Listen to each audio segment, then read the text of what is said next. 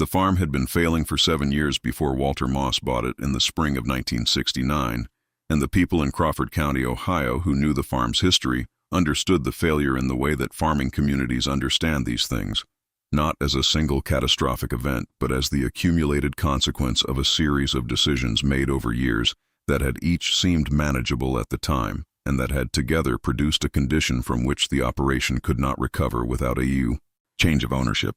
The previous owner had borrowed in the mid-1960s to add equipment he could not fully afford, and to plant a crop acreage that was slightly beyond what his soil management could support, and the combination of the debt service and the marginal yields had created a cash flow deficit that each year required the operating account to be drawn below the reserve level that was the early warning sign, and each year the deficit was slightly worse than the year before, and by 1967 the farm was in the specific position of an operation that needed more from each season than each season was producing, and that was drawing down the equity in the ground at a rate that the ground's current income could not restore. The farm went on the market in January of 1969. The listing price reflected the distressed condition, below what comparable Crawford County ground was bringing in early 1969, a discount that the listing agent had recommended to price for a quick transaction rather than a protracted market process. The farm was 112 acres of Wyandotte County ground in the Sandusky River watershed, and it had the drainage problems that 7 years of management decline had exacerbated: tile lines that needed attention, a north field corner that held water past planting and wet springs because the main tile outlet had been partially collapsed since 1965 and had not been repaired.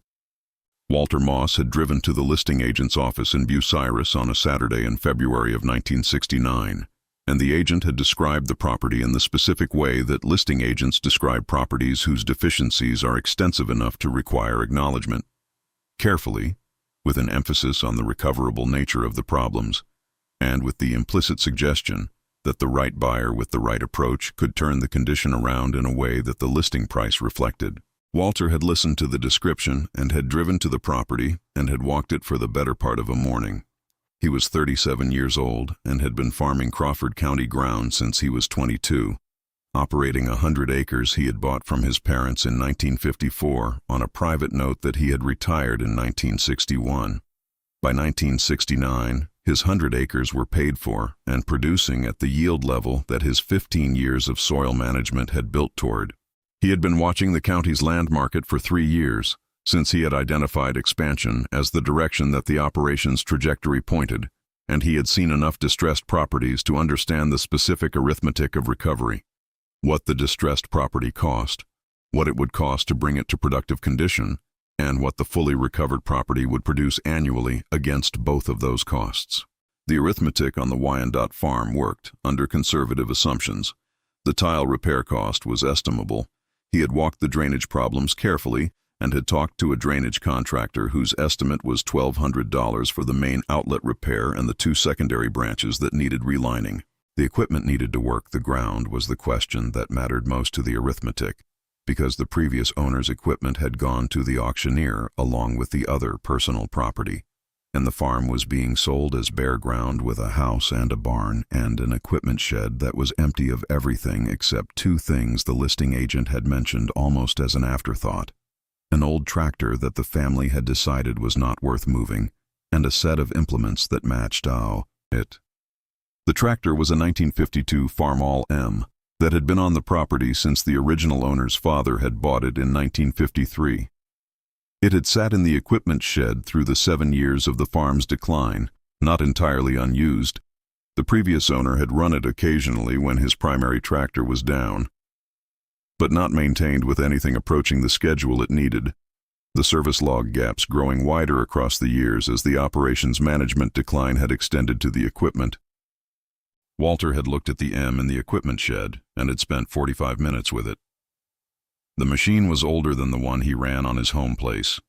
He had a 1958 Farmall 450 diesel that his father-in-law had helped him buy in 1963 and that he maintained with the same regularity he applied to everything. The M was a gasoline engine, 17 years old, with the specific condition of a machine that had been run without consistent maintenance for several years. The oil was dark and slightly thick, The air filter was dirty enough to suggest it had not been changed in 2 years. The governor was running rough at idle, in a way that suggested the carburetor needed attention. The sheet metal had the weathering of a machine that had spent time outside the shed when the shed was full of other things. He had hand-turned the engine with the ignition disconnected and the spark plugs removed. The compression feel was uneven. The third cylinder slightly soft, not dramatically soft, but softer than the other 5, the kind of reduction that came from ring wear that had been allowed to progress past the point where an oil change would address it. The engine was not dead.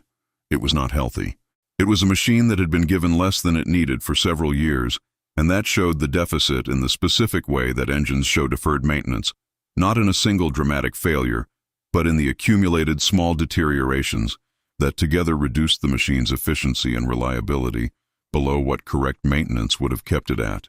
He had looked at the implements beside it, a 2-bottom plow, a disc harrow, a cultivator, and a planter, and found them in better condition than the tractor, because implements in a shed require less active maintenance than an engine, and had suffered less from the neglect than the tractor had. He had made his offer at the listing price. The listing agent had asked if he wanted to discuss the tractor.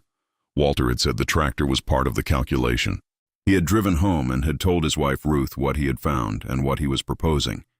Ruth Moss was 34 years old and had been farming Crawford County ground alongside Walter since they married in 1958, and in the specific form of farming partnership that working farms require, she had been as much a part of the operations management as Walter had, running the equipment during the planting and harvest seasons, maintaining the farm accounts that she had set up in the format her father had used on his Stark County operation, and making the equipment maintenance decisions that the 450 service log recorded in her own handwriting for the years when Walter was managing the field work and she was managing everything else. She had a specific and detailed understanding of equipment that was not common among farming wives of her generation, and that had come from the same source as every other farming knowledge she had built. From the work itself, from the years of running the 450 on the Crawford County ground, from the breakdowns she had managed herself when Walter was on the other side of the farm and the implement needed attention before the weather window closed. She had rebuilt a fuel pump on the 450 in 1965 without Walter, from the service manual and from the farm's parts inventory, and had gotten the machine back to work before Walter came in for lunch and knew anything had been wrong. She had asked Walter, after his description of the Wyandotte farm, about the M. He had described what he found: the compression, the carburetor, the service log gaps, the overall condition of a machine that was not dead but was not right, and that would need specific attention before it was reliable. She had asked what specific attention it needed. He had said, valves, rings most likely, carburetor rebuild, governor adjustment, complete fluid service, air system, a thorough going through from one end to the other. She had asked if she could look at it. He had said, of course. They had driven to the Wyandotte farm on a Sunday. Ruth had spent 2 hours with the M. She had brought the service manual for the Farmall M that she had found at the county library and photographed the relevant sections because she did not know the M's engine architecture in the way she knew the 450, and she wanted the specifications before she made her assessment. She had gone through the M with the systematic attention of someone who is learning a new engine by examining it rather than by reading about it. Compression check, oil sample, air system inspection, fuel system, hydraulics, drivetrain, front axle, steering. At the end of 2 hours, she had said, it needs rings, it needs the carburetor, it needs the governor, it needs a complete fluid service, and the front axle bushings are worn to the point where the front end has more play than it should. All of it is addressable. None of it is terminal. Walter had asked what her estimate was. She had said, $350 in parts and supplies if we do the work ourselves. The rings and the carburetor kit would be the significant items. The governor rebuild was a half-day job with the right tools. The front axle bushings were an afternoon, and the bushings cost almost nothing. He had said, can you do it? She had looked at him. She had said, I can do it. He had said, I know you can. I'm asking because it's your time. She had said, it's our farm. They had bought the Wyandotte ground in March of 1969. The sale included the M and the implements. The total acquisition cost was $11,000 for the ground and nothing additional for the machine and implements, because the listing agent had said the personal property was part of the distressed transaction and not separately valued. They had moved the M to the Crawford County home farm in April, before the Wyandotte ground was ready for its first season of moss management, because the restoration work needed to happen in the home farm's equipment barn where the tools and the parts supply were. Ruth had started on it the week it arrived. The work had taken 6 weekends. She had done the ring replacement first, pulling the head and the pistons across 2 Saturdays, the service manual open on the bench beside her. The rings were worse than the compression check had suggested. The third cylinder's ringland was worn enough that new rings alone would not fully restore compression, and she had taken the cylinder to the machine shop in Galion for a hone that cost $22, and that would let the new rings seat correctly. She had reinstalled everything the following Saturday. The carburetor rebuild was a Saturday morning. She had ordered the rebuild kit from the IH dealer in Bucyrus and had cleaned and rebuilt the carburetor at the workbench with the methodical attention of someone who has done this before on a different carbureted engine and who has applied the general knowledge to the specific machine. The governor adjustment was the most technically demanding of the repairs. The governor mechanism on the Farmall M had specific clearances that required the right tools to set correctly, and she had borrowed a tool from the dealer and had set the governor to specification after 2 attempts. The front axle bushings she had done on a weekday evening after supper, the children in bed, the barn quiet, working by the work light that Walter had strung across the beam when they first set up the barn.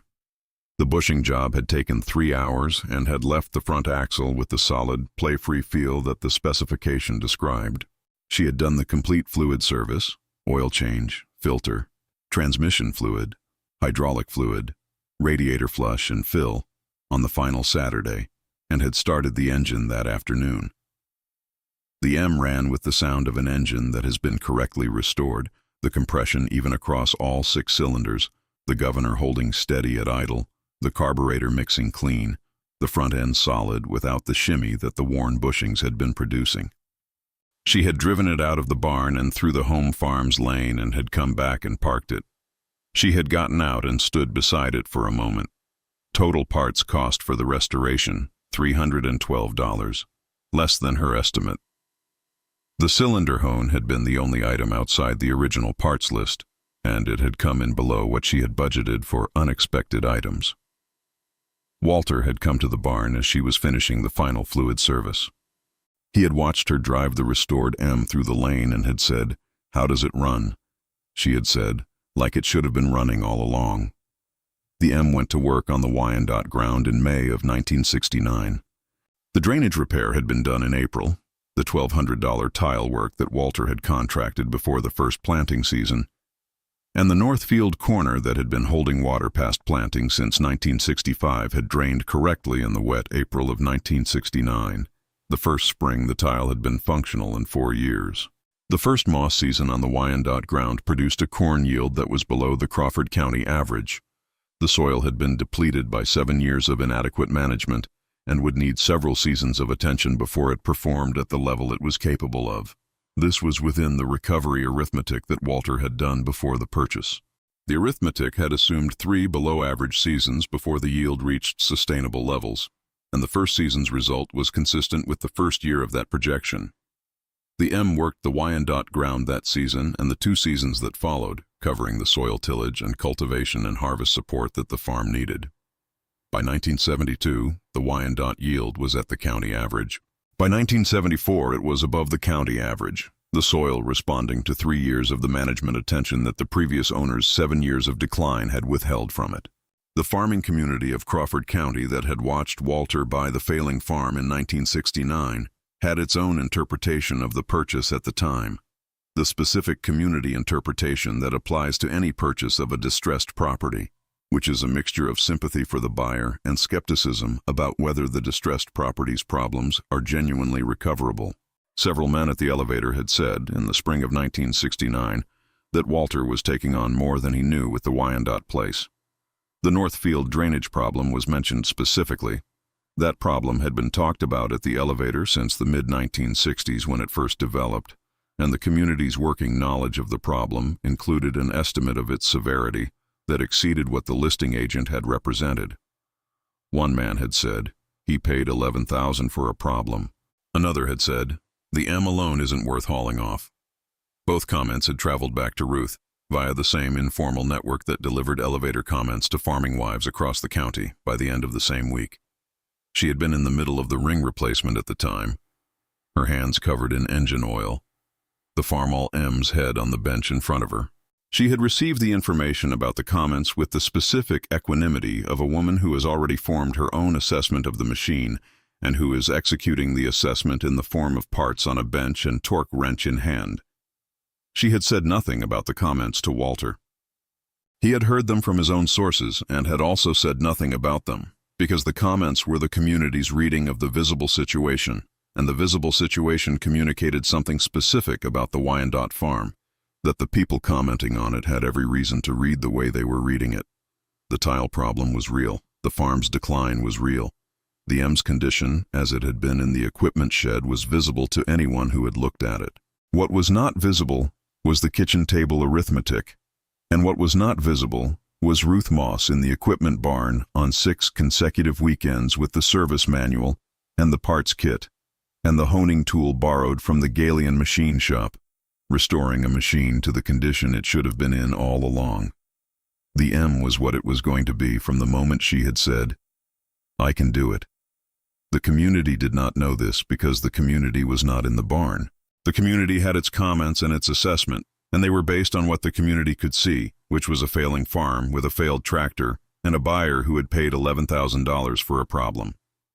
The problem was being addressed on a schedule that the community would see in the yields. The yields would take 3 years to confirm. The community was patient in the way that farming communities are patient about being confirmed in an assessment they have made. They wait for the evidence. They are not surprised when the evidence confirms them, and they revise when the evidence requires revision.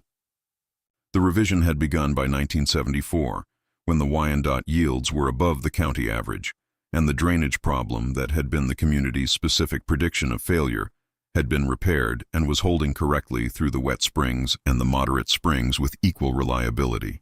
The revised assessment of the Wyandotte purchase was more favorable than the original, and the revision went through the elevator community in the same way that the original assessment had. By then, Ruth and Walter had identified the next property. The Cummins 80 acres on the east side of the Wyandotte ground, another distressed situation. Different cause, same mechanism, same accumulated consequence of decisions made over years that had reduced the operation to a condition it could not recover from without a change of management. The Cummins ground came available in 1973, and the Moss Operations Wyandotte recovery had produced the farm account balance that made the acquisition possible in 1974. The M worked the Cummins ground from the first season, the same machine that Ruth had restored in the barn in the spring of 1969. Running correctly because it had been running correctly since she had finished the job and driven it out of the barn that Saturday afternoon. It did not require the comprehensive restoration the second time.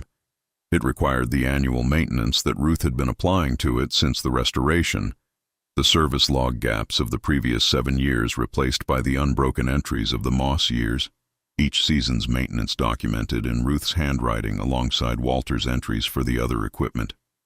212 acres. The home 100 plus the Wyandotte 112 plus the Cummins 80. No notes against any of it by 1976, when the last private note on the Cummins purchase had been retired from the Cummins ground's own income. The M was 24 years old in 1976. It was the same machine that the community had said was not worth hauling off in 1969. It had been working Crawford County ground since Ruth had restored it, covering the tillage and cultivation and secondary work on 2 distressed farms that the Moss operation had turned to productive ground from the condition of failure. It had not missed a season since 1969. It had not had a failure in the field that took it out of service at a critical time, because the maintenance that Ruth applied to it each year kept it in the state where the failures that come from deferred maintenance had no opportunity to develop. Walter had bought the failing farm. Ruth had built the fortune, not in the sense of dramatic financial accumulation, but in the specific sense that the M's restoration and the M's continued service had been the instrument through which 2 distressed properties had been recovered to productivity, and the productivity of those properties had been the mechanism of the farm accounts accumulation that funded the next acquisition and the one after that. By 1985, the Moss operation was 340 acres. The M was 33 years old and was still in service. The primary workhorse of the secondary work, the cultivation and the yard and the lighter tillage that the larger primary machines could not do efficiently. Ruth had performed 2 additional rebuilds since the original restoration, one in 1977, a valve job prompted by the compression checks that had shown the exhaust valves beginning to recede from their seats, and one in 1982, a more comprehensive overhaul that had addressed the rod bearings and the main seals, and had reset the engine to a specification that the Lima mechanic who inspected the work had said was as complete as a restoration he had done on a machine of that age. She had done the 1977 valve job herself. She had done the 1982 overhaul with Walter's help on the heavier work. The crankshaft inspection required 2 people to manage the engine's weight in the position needed to examine the main bearing journals. But the diagnosis, the planning, the part sourcing, the execution, and the quality inspection had all been hers. The Lima mechanic who inspected the completed 1982 overhaul had asked who had done the work. Walter had said, "My wife." The mechanic had looked at Walter for a moment and then at Ruth, and then had said he wished he had more customers who understood engine work the way she did. The M was the machine that the community had written off in 1969. It was the machine that Ruth had identified as addressable rather than terminal on a Sunday morning at a failing farm in Wyandotte County. It was the machine whose restoration had funded, in the specific accounting of the Moss Farm account, the first season on the Wyandotte ground, and the first season on the Cummins ground, and the first seasons on everything that followed.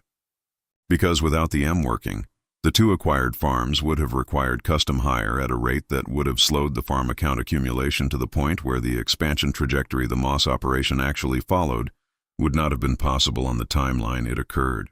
Ruth knew this accounting. She had maintained the farm account since 1958, when she and Walter had set it up together in the format she had inherited from her father, and the account showed, in the equipment cost columns, the specific relationship between the M's maintenance cost and the alternative cost of custom hire for the work the M covered.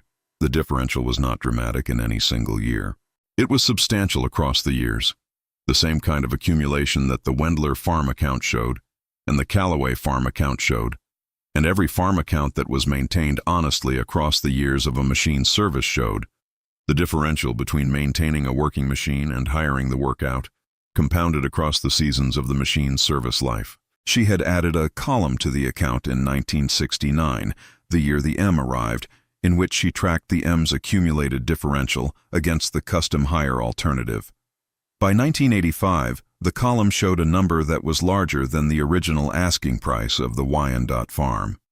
The M had, in the specific accounting of the differential column, more than paid for itself and the farm that came with it.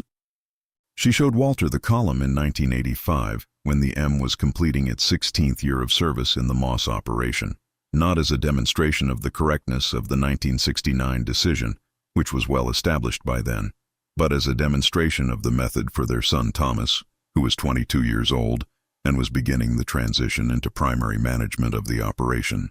Thomas had looked at the column and had asked his mother how she had known, on a Sunday morning at a failing farm in 1969, that the machine was recoverable.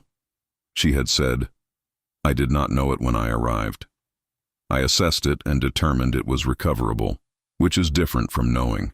The assessment told me what was wrong and whether what was wrong was addressable. Everything that was wrong was addressable. A machine where everything that is wrong is addressable is a recoverable machine." Thomas had asked, "How do you know whether something is addressable or terminal?" She had said, "You learn the difference by working on engines.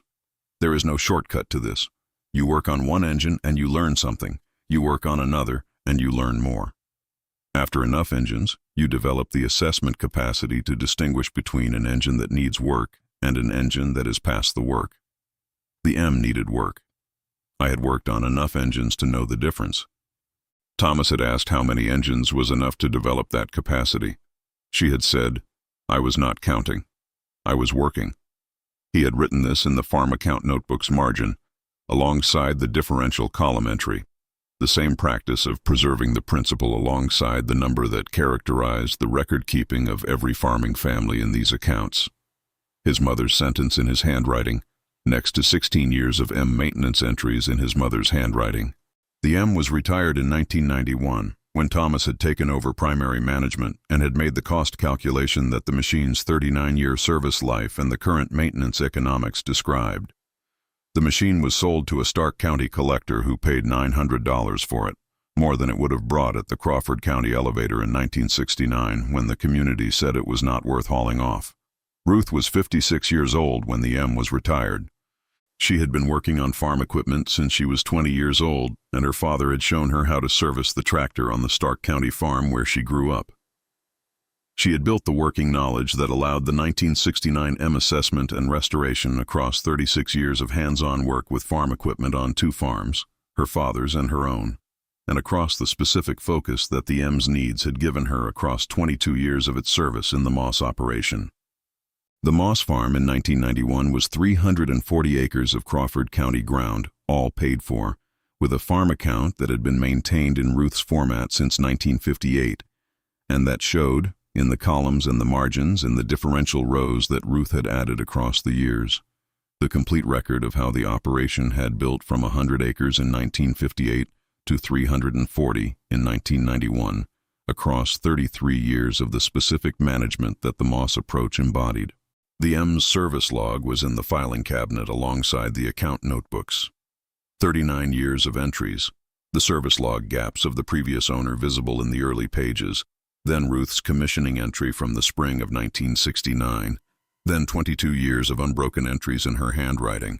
The entries were the record of the machine and the record of the woman who had maintained it, and both records together were the record of what the failing farm's old tractor had actually been, not the thing the elevator community had assessed in the spring of 1969, but the instrument of a farm account accumulation that had purchased 2 additional farms and built the operation to 340 acres.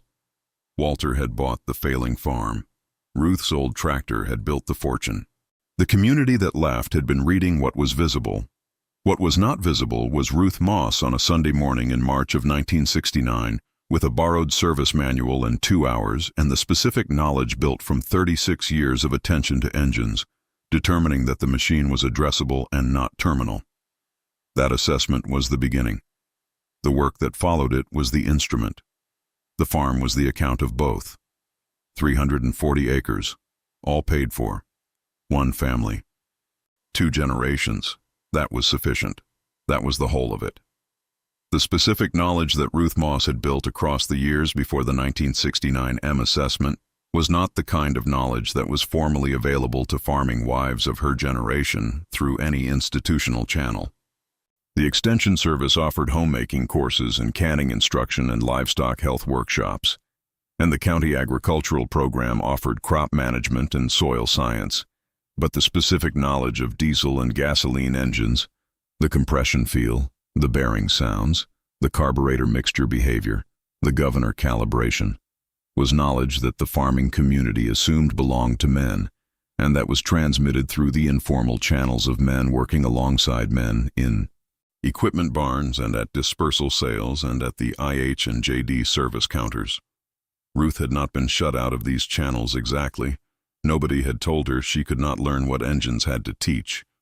But nobody had invited her in either, and the invitation structure of the farming community's informal knowledge transmission was organized around the assumption that the recipient was male, and Ruth had built her knowledge in the space between the invitation that was not extended and the work that needed to be done.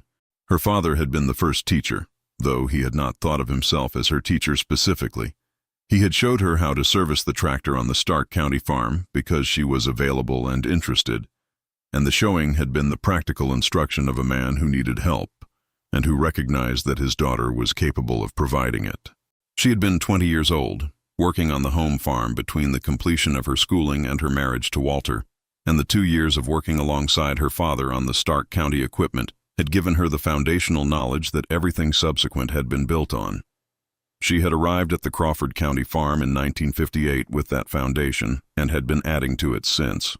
The 450 diesel that she had been running since 1963 had been the primary laboratory. a machine she had serviced herself for 6 years, developing the familiarity with diesel engine behavior that the gasoline M in 1969 had required her to adapt rather than start over from. The fuel pump rebuild in 1965 had been the most significant single learning event of the 450 years. She had spent the evening before the repair reading the service manual's fuel system section and had approached the job with the specific preparation of someone who understood the system in theory and was about to understand it in practice. And the practice had produced the embodied knowledge that theory cannot fully substitute for. She had also, across the years, been paying attention at the IH dealer's service counter in Bucyrus, where she brought the equipment for the service work that required specialized shop equipment or tools the farm didn't carry.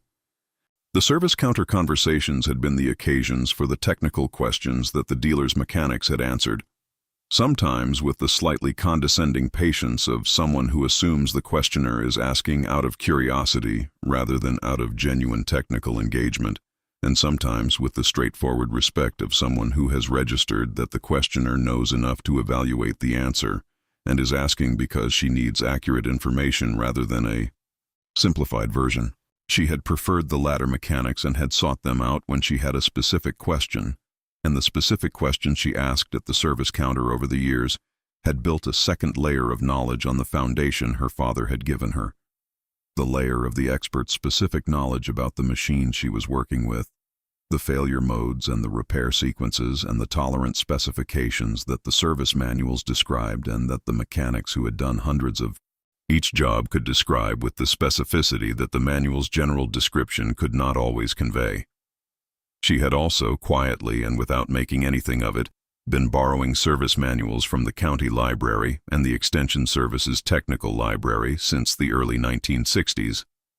The library held a range of equipment service publications that the farm community occasionally used for reference and that Ruth used systematically, photographing or transcribing the sections relevant to the equipment she was working on and building a reference library in the farm office that, by 1969, included documentation for the 450, the M's predecessor IH models, and the implements that complemented both. She had looked for the M manual specifically in the weeks before the Wyandotte farm visit, finding the relevant sections in a service publication at the Extension Library and photographing them the morning she drove to the farm for the Sunday assessment. The preparation had been the foundation of the assessment's accuracy. She had arrived at the Wyandotte farm knowing what a healthy Farmall M compression check felt like, what the governor specification was, what the common failure modes at 17 years of service were, and how to distinguish the ones that were addressable from the ones that were terminal. The assessment had confirmed what the manual had described as the probable condition of a machine at that age with the service history gaps that the log showed. Nothing she found had been outside the range the manual's diagnostic section addressed. Everything she found had a repair sequence in the sections she had photographed. She had said addressable rather than terminal because the diagnostic sections had confirmed the addressable versus terminal distinction for every item she had identified, and because her embodied knowledge from working on the 450 gave her the additional judgment that reading about engines alone does not provide. The judgment that distinguishes an engine that has been worn by legitimate use from an engine that has been damaged by abuse or neglect past the point where the wear patterns are within the range that standard repair procedures address. The M's wear patterns had been within range. The third cylinder's ringland had been at the edge of the range. Another season without rings would likely have moved it outside, but the hone had addressed it. The engine that came off Ruth's workbench in the spring of 1969 was within specification. Walter's comment when she drove it out of the barn, "like it should have been running all along," was her phrase, not his. She had said it first when he asked how it ran. He had repeated it because it was accurate. It should have been running like that all along. The 7 years of the previous owner's maintenance gaps had reduced it from the condition it should have been in to the condition it was in when it arrived at the Wyandotte Properties equipment shed, and the restoration had returned it to the condition it should have been in. The work was not heroic. It was corrective, the correction of a specific deficit that had been allowed to accumulate through the absence of the attention that any machine requires to remain in the condition it should be in. Ruth had done this correction in 6 weekends, with $312 in parts from a borrowed service manual. The community had said the machine was not worth hauling off. The community had been reading the visible condition, which communicated the accumulated deficit of 7 years of insufficient attention. Ruth had read the engine, which communicated the recoverable distance between the current condition and the condition the machine should be in. Those were two different readings of the same machine, and the difference between them was the difference between a machine worth nothing and a machine worth 6 weekends of a capable woman's work and $312 in parts. The M spent 22 years in the Moss operation producing what the differential column in the farm account showed it to have produced. The specific accumulating advantage of a machine that cost less to run per acre than the custom hire alternative, compounded across 22 years of working Crawford County ground that had been 2 failing farms and had become, through the attention applied to the soil and the consistent service applied to the machines that worked the soil, 2 productive contributors to an operation that grew from 100 to 340 acres across the years the M was working. Thomas had come into the operation slowly, the way the Moss approach to everything operated. Slowly, with attention, building the knowledge from work rather than from description. He had been working in the operation since he was 12, in the way that farm children work from the age when work is useful to have available. He had been doing serious work since he was 16, and primary management work since Walter's health began declining in 1983, when Thomas was 19 and the transition that had always been planned began ahead of the schedule they had been keeping. Walter had said in the fall of 1983 at the kitchen table where the farm account had been reviewed every year since 1958 that Thomas needed to start making the significant decisions, not having them reviewed, making them with Walter and Ruth available for consultation but not for direction. He had said, "You have been watching us do this for 19 years. You know the approach. Now you execute the approach, and we will tell you when the execution diverges from the approach." Thomas had said, "What if I'm not ready?" Walter had said, "You are ready. Ready is not certainty. Ready is knowing enough to do the work and being willing to do the work. You know enough and you're willing. That is ready." Ruth had added, "The farm account will tell you when you're diverging. The account is the instrument of the approach. If the account is maintained correctly, it will tell you when a decision is moving in the wrong direction before the decision has become irreversible. The account is the protection." Thomas had maintained the account in the format Ruth had established. He had maintained the service logs in the format she had established. He had added machinery as the operation required, bought from dispersal sales and estate transactions, cash from the equipment fund, maintained to the standard the logs recorded.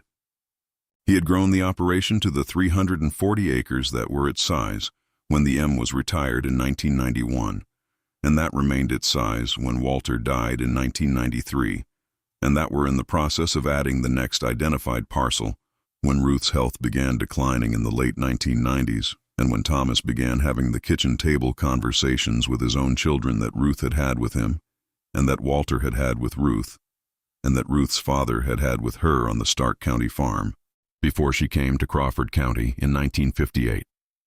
The chain of transmission was unbroken. The format was unchanged. The account continued.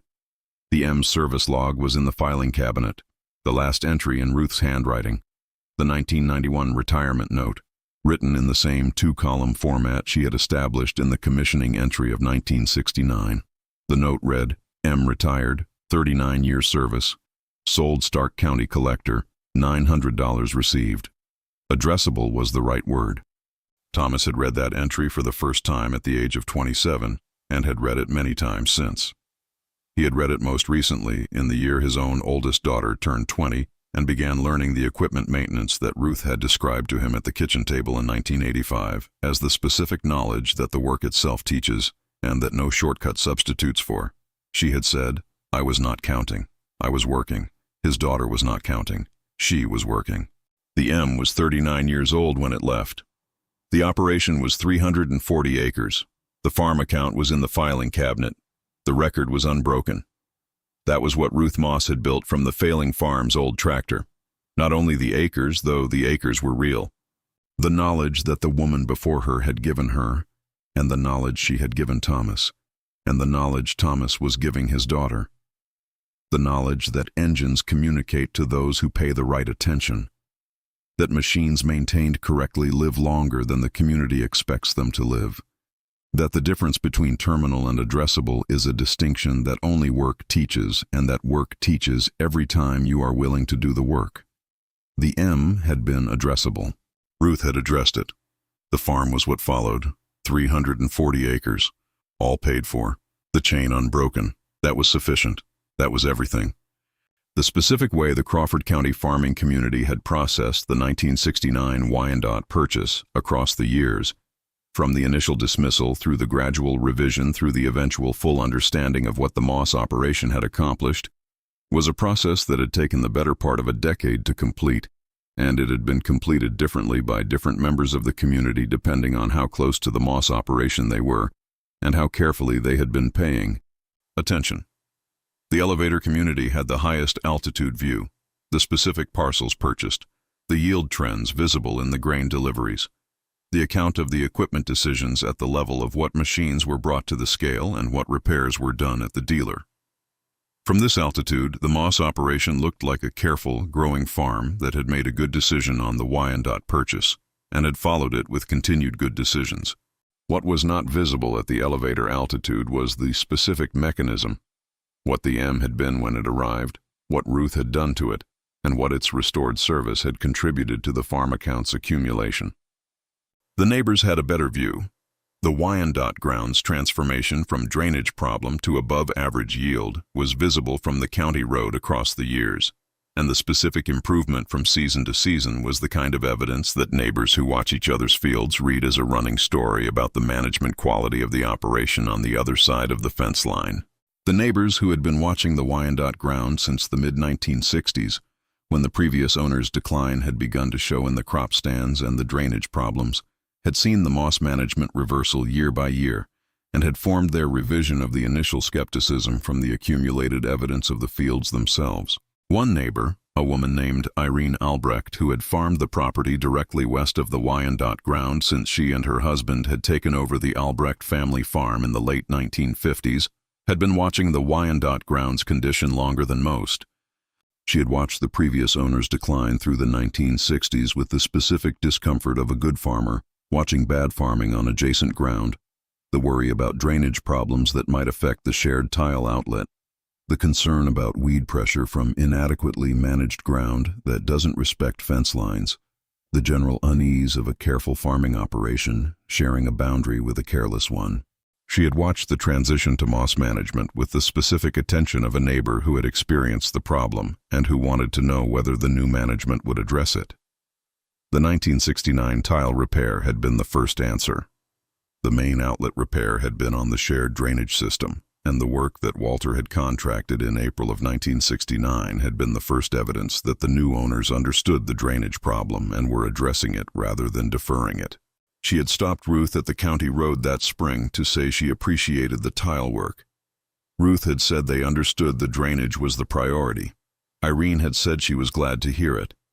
She had asked, in the straightforward way of a neighbor who has been watching a problem for years and is now watching the solution, what the plan was for the M. She had seen it coming off the trailer when the Mosses brought it to the home farm, and she knew what the machine had been. Ruth had said she was restoring it. Irene had said, with the specific directness of a woman who has been working farm equipment since she was a girl, "What does it need?" Ruth had described the assessment, the rings, the carburetor, the governor, the front axle. Irene had said, "That's about $300 in parts." Ruth had said that was about right. Irene had looked at her for a moment. She had said, "You're doing the work yourself." Ruth had said yes. Irene had said nothing for a moment. Then she had said, "Good." The exchange had lasted about 10 minutes at the county road, and it had established between the two women the specific kind of respect that forms between farmers who have recognized in each other a genuine understanding of what farming work requires.